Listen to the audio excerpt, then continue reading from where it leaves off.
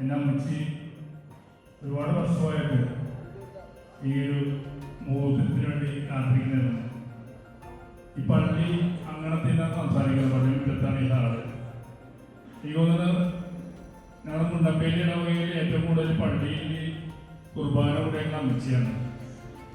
അമ്മച്ചി കുർബാന കൂടാൻ നേരത്ത് ഏറ്റവും കൂടുതൽ പ്രാർത്ഥിച്ചിരിക്കുന്നത് എൻ്റെ ചേട്ടൻ്റെയും കല്യാണം നടക്കാനായിരുന്നു. പ്രാർത്ഥന ഞങ്ങളുടെ സന്ധ്യാപുണ്യാളം കേട്ടു. വളരെ സന്തോഷം.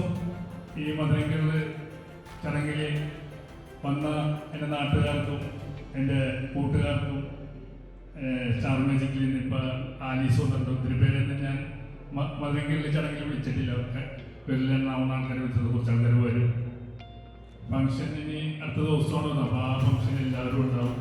എന്നിരുന്നാലും എൻ്റെ നാട്ടുകാർ, എനിക്ക് ഏറ്റവും വേണ്ടപ്പെട്ട കൂട്ടുകാരും എനിക്ക് ഏറ്റവും വേണ്ടപ്പെട്ട ഓൺലൈൻ മീഡിയസൊക്കെ എല്ലാവരും ഈ മധുരങ്ങളിൽ ചടങ്ങിൽ വന്നിട്ടുണ്ട്.